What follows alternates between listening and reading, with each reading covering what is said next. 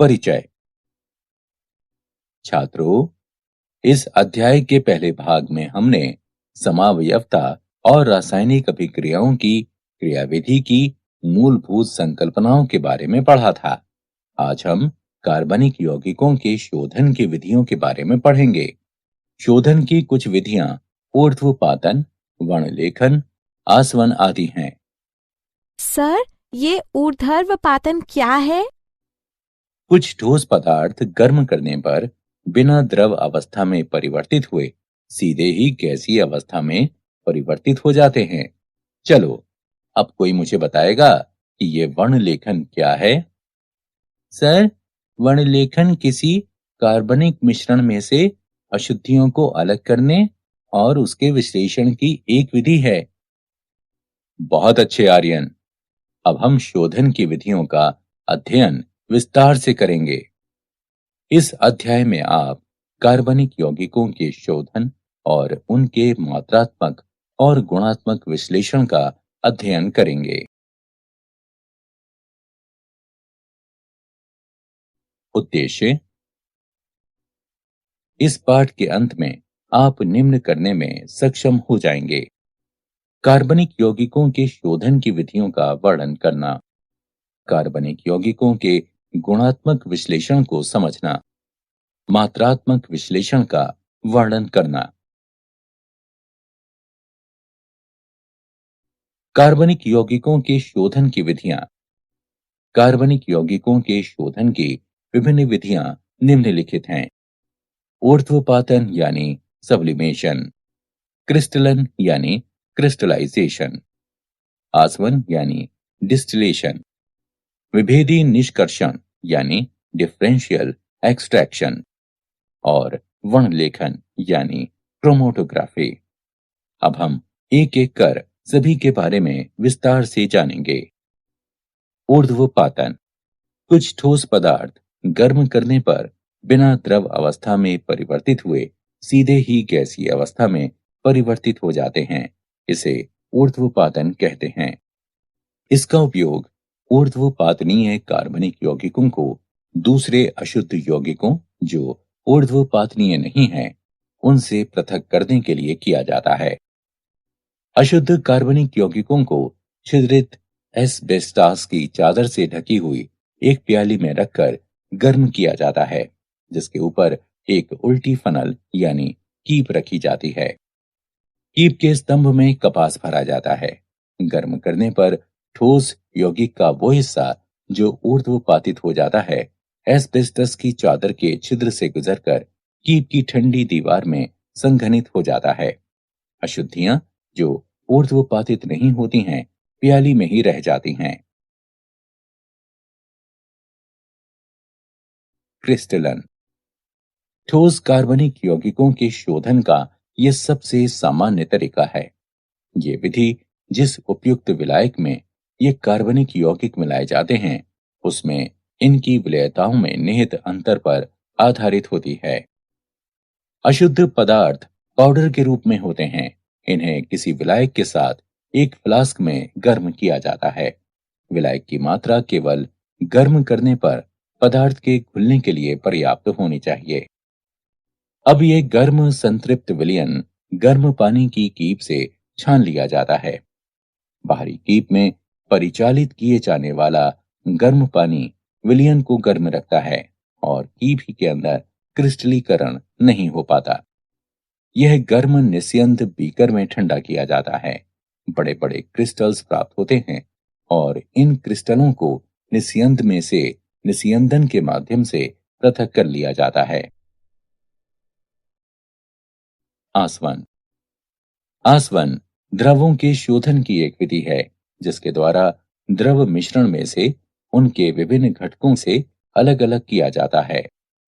एक फ्लास्क में द्रव मिश्रण को गर्म करने पर द्रव में उपस्थित कम क्वथनांक वाले घटकों का वाष्पीकरण शुरू हो जाता है। वाष्प को संघनित्र की सहायता से संघनित करके प्राप्त द्रव को ग्राही में एकत्र कर लिया जाता है। द्रव मिश्रण के वे घटक जिनका क्वथनांक उच्च होता है, बाद में वाष्पित होते हैं और इन द्रवों को अलग एकत्रित किया जा सकता है।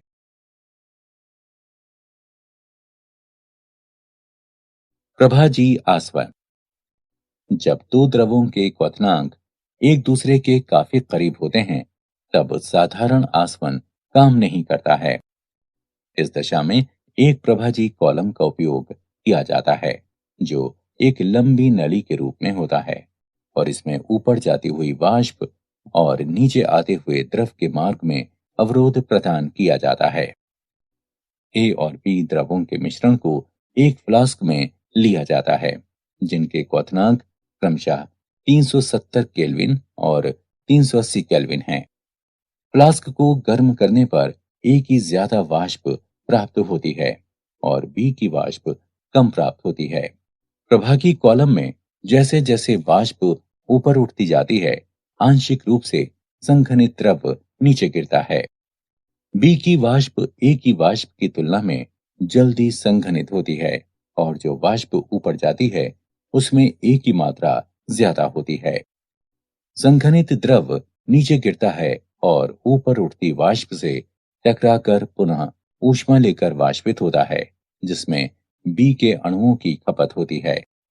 प्रभागी कॉलम में यह क्रमिक प्रक्रिया चलती रहती है, जिसके परिणाम स्वरूप कॉलम के शीर्ष पर बचने वाली वाष्प मुख्यतः ए की होती है, जबकि फ्लास्क में बचने वाला द्रव बी का होता है। निम्न दाब पर आसवन। ये विधि उन द्रवों के लिए प्रयुक्त होती है जो अपने क्वथनांक के निकट अपघटित हो जाते हैं। फ्लास्क की मुख्य गर्दन में एक लंबी केशिका नली यानी कैपिलरी लगा दी जाती है और बगल की दूसरी गर्दन में थर्मामीटर लगा दिया जाता है। बगल की ट्यूब संघनित्र से जोड़ दी जाती है, जो दूसरे छोर पर ग्राही से जुड़ी होती है। ग्राही एक पंप से जुड़ी होती है, जो दबाव को कम करता है। कम दबाव के साथ द्रव कम तापमान पर उबलने लगता है, जिससे तापमान अपघटन ताप तक नहीं पहुंच पाता है।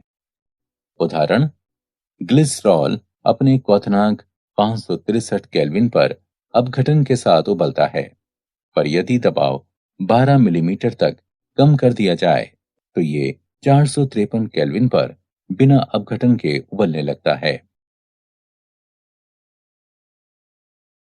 भाप आसवन। इस विधि का प्रयोग उन पदार्थों के शोधन के लिए किया जाता है जो भाप में वाष्पशील और पानी में अमिश्रणीय होते हैं।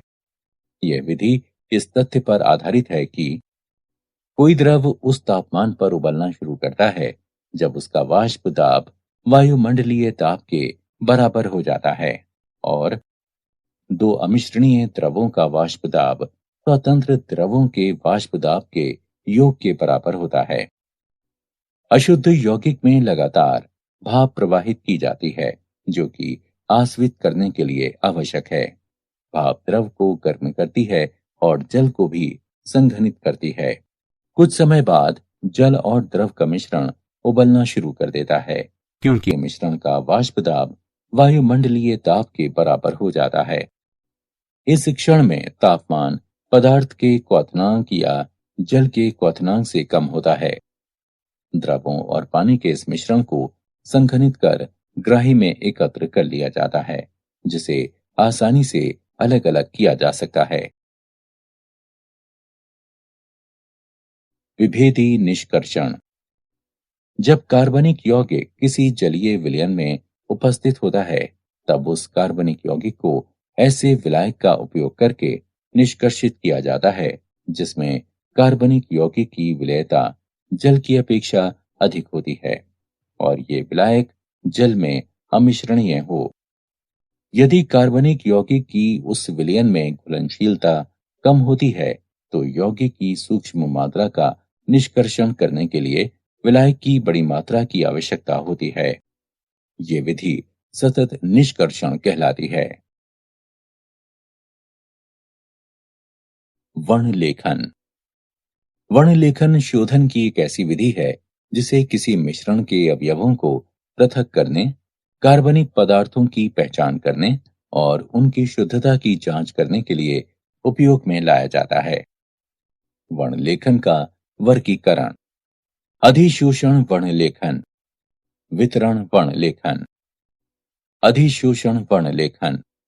अधिशोषण वर्णलेखन विभेदक अधिशोषण के सिद्धांत पर आधारित है, जिसके अनुसार विभिन्न यौगिक भिन्न अंशों में किसी विशिष्ट अधिशोषक जैसे ठोस सिलिका या एल्यूमिना जेल पर अधिशोषित होते हैं। विभेदी अधिशोषण के सिद्धांत पर आधारित दो प्रकार की वर्णलेखन तकनीकें निम्नलिखित हैं: कॉलम या स्तंभ वर्णलेखन और पतली परत वर्णलेखन। कॉलम वर्णलेखन। इस विधि के अंतर्गत विभिन्न घटकों के मिश्रण को जब स्टार्च या चारकोल जैसे अधिशोषक से भरे हुए कॉलम से होकर गुजारा जाता है, तब विभिन्न घटक आंशिक या पूर्ण रूप से अधिशोषक के द्वारा अधिशोषित हो जाते हैं और तब वे उपयुक्त विलायक, जिसे निक्षालक कहते हैं, उसकी मदद से अलग किए जा सकते हैं। पतली परत वर्णलेखन। इसमें एक अधिशोषक की पतली परत को किसी उपयुक्त आधार पर फैलाया जाता है, जैसे कांच की प्लेट। ये कांच की प्लेट पतली परत वर्णलेखन प्लेट या क्रोमोप्लेट कहलाती है। यौगिकों के मिश्रण का जिससे अवयवों को पृथक करना है, एक छोटा सा बिंदु टीएलसी प्लेट के एक छोर पर लगा दिया जाता है। अब प्लेट को कुछ ऊंचाई तक विलायक से भरे हुए बंद जार में डुबो दिया जाता है। जैसे जैसे विलायक ग्लास की प्लेट में आगे बढ़ता है, मिश्रण के अवयव भी अपने अधिशोषण की तीव्रता के आधार पर प्लेट पर ऊपर की तरफ चढ़ने लगते हैं। गति में भिन्नता के कारण वे पृथक हो जाते हैं। मिश्रण के हर यौगिक के सापेक्ष अधिशोषण को मंदन गुणक आरएफ मान के द्वारा प्रदर्शित किया जाता है।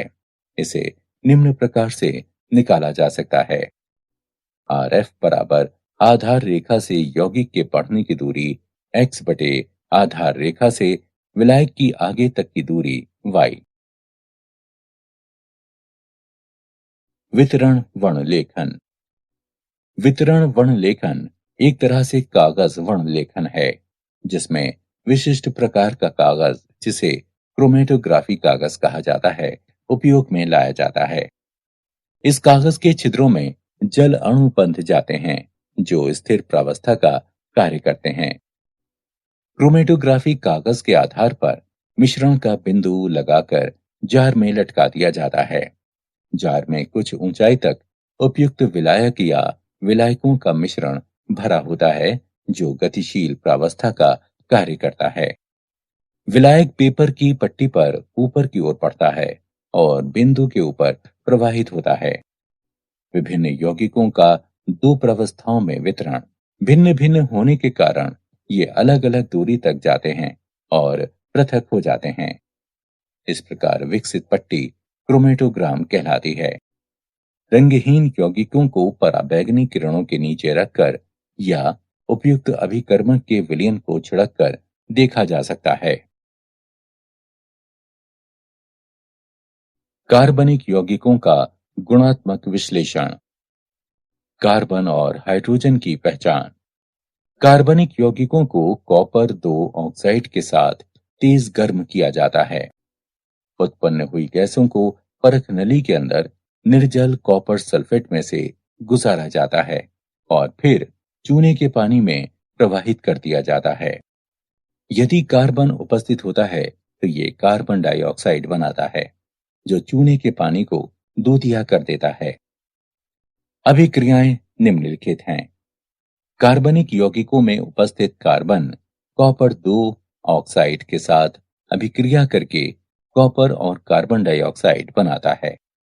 उत्पन्न हुई कार्बन डाइऑक्साइड कैल्शियम हाइड्रोक्साइड से अभिक्रिया करती है, जिससे वो दूधिया हो जाती है, जो उस कार्बनिक यौगिक में कार्बन की उपस्थिति को सूचित करता है। यदि कार्बनिक यौगिक में हाइड्रोजन उपस्थित है तो ये पानी की वाष्प बनाता है, जो निर्जल कॉपर सल्फेट से गुजरकर CuSO4 5H2O बनाती है, जिससे उसका रंग नीला हो जाता है। अभिक्रियाएं निम्नलिखित हैं। कार्बनिक यौगिक की हाइड्रोजन कॉपर दो ऑक्साइड से अभिक्रिया करके कॉपर और पानी बनाती है। उत्पन्न पानी निर्जल कॉपर सल्फेट से क्रिया करके CuSO4 5H2O बनाता है, जिससे उसका रंग नीला हो जाता है। अन्य तत्वों की पहचान। कार्बनिक यौगिकों में उपस्थित नाइट्रोजन, सल्फर, हैलोजन और फास्फोरस जैसे अन्य तत्वों को लैसे परीक्षण के द्वारा पहचाना जा सकता है। कार्बनिक यौगिकों में उपस्थित तत्वों को सोडियम धातु के साथ संगलित करने पर ये तत्व संयोजी रूप से आयनिक रूप में परिवर्तित हो जाते हैं। अभिक्रियाएं निम्नलिखित हैं। जब सोडियम कार्बनिक यौगिकों में उपस्थित विभिन्न तत्वों के साथ क्रिया करता है, तब ये सोडियम संलग्न निष्कर्ष बनाता है।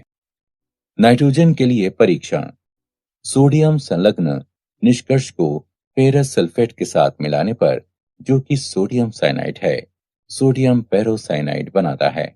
इस अभिक्रिया के दौरान फेरिक आयन बनता है, जो फेरोसाइनाइड से क्रिया करके फेरीफेरोसाइनाइड बनाता है, जिसका रंग नीला होता है।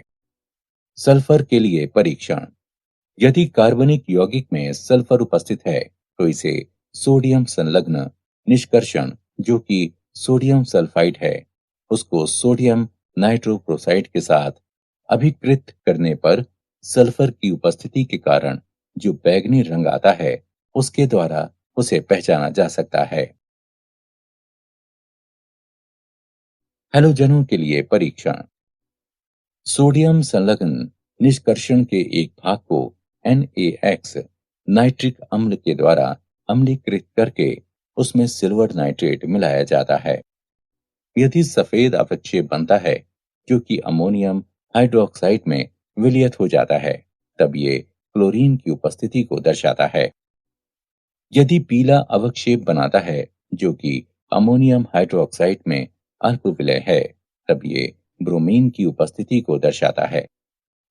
और यदि ये पीला अवक्षेप अमोनियम हाइड्रोक्साइड में अविलय है, तब ये आयोडीन की उपस्थिति को दर्शाता है।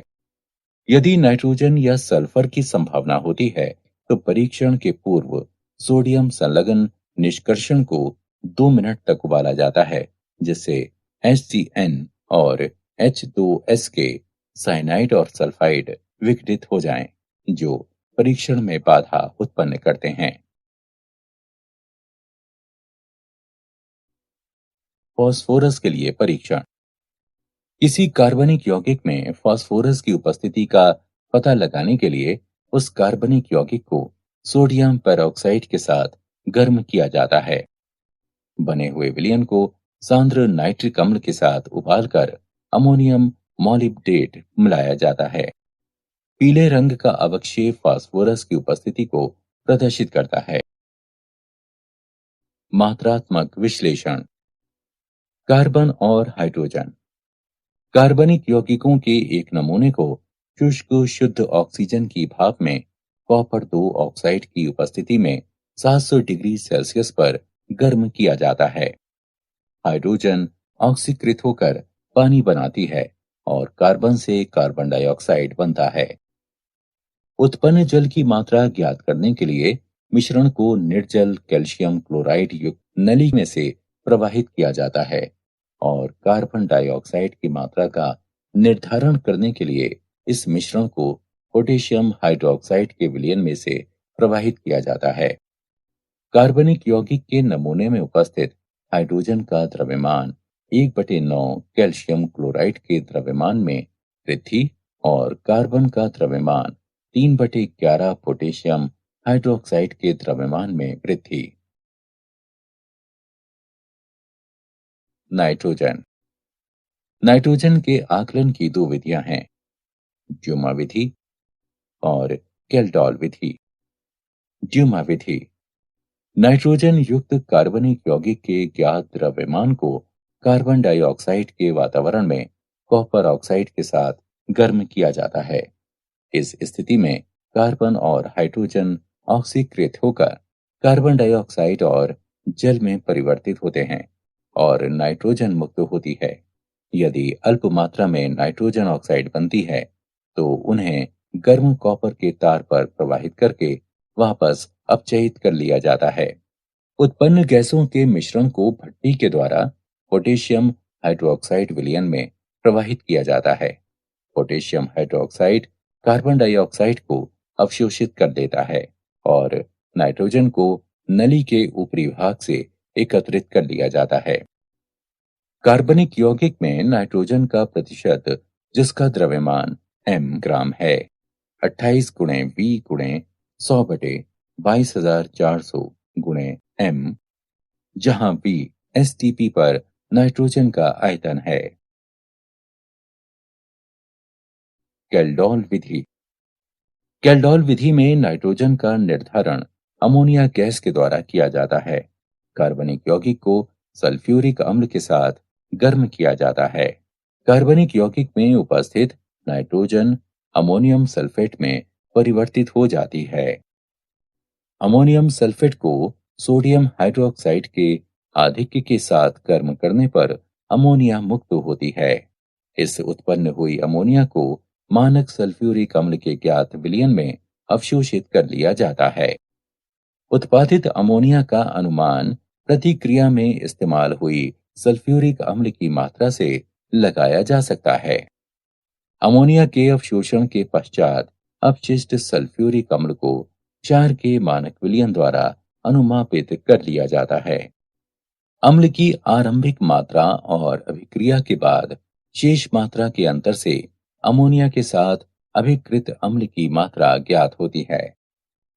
नाइट्रोजन का प्रतिशत 1.4 गुणे m गुणे 2, V और V1/2 का अंतर बटे कार्बनिक यौगिक का द्रव्यमान।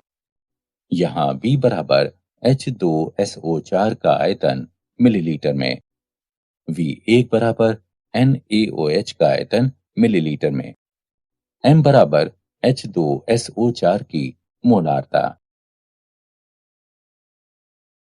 हैलोजन। कैरियस विधि। कार्बनिक यौगिक की निश्चित मात्रा को कांच की एक नली में सधूम नाइट्रिक अम्ल के साथ सिल्वर नाइट्रेट की उपस्थिति में भट्टी में गर्म किया जाता है। इसे कैरियस विधि कहते हैं। बने हुए सिल्वर हैलाइड को अलग करके धोकर सुखाकर तौल लिया जाता है। हैलोजन का प्रतिशत X का परमाणविक द्रव्यमान गुणा M1 गुणा 100 बटे AgX का आणविक द्रव्यमान गुणा M। यहाँ M1 AgX का आणविक द्रव्यमान और M कार्बनिक यौगिक का द्रव्यमान है। सल्फर। कार्बनिक यौगिक की ज्ञात मात्रा को एक नली में सधूम नाइट्रिक अम्ल के साथ गर्म किया जाता है। सल्फर सल्फ्यूरिक अम्ल में परिवर्तित हो जाता है। प्राप्त सल्फ्यूरिक अम्ल को बेरियम क्लोराइड मिलाकर बेरियम सल्फेट के रूप में अवक्षेपित कर लिया जाता है। अवक्षेप को छानकर धोकर सुखाकर तौल लिया जाता है। सल्फर का प्रतिशत 32 गुणा M1 गुणा 100 बटे 233 गुणा M। यहाँ M1 बने हुए बेरियम सल्फेट का द्रव्यमान है और M कार्बनिक यौगिक का द्रव्यमान है। फास्फोरस। फास्फोरस युक्त कार्बनिक यौगिक की ज्ञात मात्रा को सधूम नाइट्रिक अम्ल के साथ गर्म करने पर उसमें उपस्थित फास्फोरस फास्फोरिक अम्ल में ऑक्सीकृत हो जाता है। इसे अमोनिया और अमोनियम मॉलिब्डेट मिलाकर अमोनियम फॉस्फेटो मॉलिब्डेट के रूप में अवक्षेपित किया जाता है। फास्फोरस का प्रतिशत 31 गुणा M1 गुणा 100 बटे 1877 गुणा M। यहाँ M1 अमोनियम फॉस्फेटो मॉलिब्डेट का द्रव्यमान है और M कार्बनिक यौगिक का द्रव्यमान है। ऑक्सीजन। किसी कार्बनिक यौगिकों में ऑक्सीजन का प्रतिशत भिन्नता की विधि से ज्ञात किया जा सकता है। कार्बनिक यौगिक में ऑक्सीजन की प्रतिशतता की गणना उसमें उपस्थित अन्य तत्वों की प्रतिशतताओं के योग को 100 में से घटाकर निकाली जाती है। कार्बनिक यौगिकों की एक निश्चित मात्रा को नाइट्रोजन गैस के प्रवाह में गर्म किया जाता है।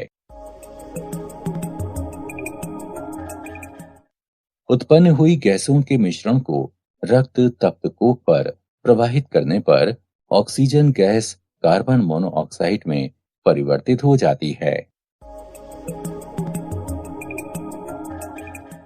अब इस गैसीय मिश्रण को आयोडीन पेंटॉक्साइड मिलाने पर carbon monoxide gas carbon dioxide में ऑक्सीकृत हो जाती है। अभिक्रियाओं के अनुसार ऑक्सीजन का प्रतिशत निम्न प्रकार से प्राप्त किया जा सकता है: 16 गुणा कार्बन डाइऑक्साइड का द्रव्यमान बटे 44 गुणा कार्बनिक यौगिक गुणा 100। क्या आप जानते हैं कार्बन सभी सजीवों में पाया जाता है? कार्बन एक अधातु है। ये अपने आप के साथ और कई अन्य रासायनिक तत्वों के साथ आबंध बना सकता है और लगभग 10 लाख यौगिकों का गठन कर सकता है। सारांश। आइए हमने जो कुछ सीखा है उसे संक्षेप में दोहराएं। ऊर्ध्वपातन, क्रिस्टलीकरण, आसवन, विभेदी निष्कर्षण और वर्णलेखन कार्बन यौगिकों के शोधन की विधियां हैं। कार्बनिक यौगिक को कॉपर 2 ऑक्साइड के साथ तेज गर्म करके उसमें कार्बन और हाइड्रोजन की उपस्थिति का पता लगाया जा सकता है। नाइट्रोजन, सल्फर और हैलोजन को सोडियम संगलन निष्कर्ष के द्वारा पहचाना जा सकता है। कार्बनिक यौगिक के नमूने में उपस्थित हाइड्रोजन का द्रव्यमान 1/9 कैल्शियम क्लोराइड के द्रव्यमान में वृद्धि और कार्बन का द्रव्यमान 3/11 पोटेशियम हाइड्रोक्साइड के द्रव्यमान में वृद्धि। कार्बनिक यौगिक में नाइट्रोजन का प्रतिशत, जिसका द्रव्यमान m ग्राम है, निम्न है। इसमें V STP पर नाइट्रोजन का आयतन है। किसी कार्बनिक यौगिक में हैलोजन का प्रतिशत X का परमाणविक द्रव्यमान गुणा M1 गुणा 100 बटे AgX का आणविक द्रव्यमान गुणा M है, जहां M 1 AgX का द्रव्यमान और M कार्बनिक यौगिक का द्रव्यमान है। किसी कार्बनिक यौगिक में सल्फर का प्रतिशत 32 गुणा M1 गुणा 100 बटे 233 गुणा M है। यहाँ M1 बने हुए बेरियम सल्फेट का द्रव्यमान है और M कार्बनिक यौगिक का द्रव्यमान। किसी कार्बनिक यौगिक में फास्फोरस का प्रतिशत 31 गुणा M1 गुणा 100 बटे 1877 गुणा M है, जहां M1 अमोनियम फॉस्फेटोमोलिब्डेट का द्रव्यमान है और M कार्बनिक यौगिक का द्रव्यमान है। किसी कार्बनिक यौगिक में ऑक्सीजन का प्रतिशत निम्न प्रकार से प्राप्त किया जा सकता है: 16 गुणा कार्बन डाइऑक्साइड का द्रव्यमान बटे 44 गुणा कार्बनिक यौगिक गुणा 100।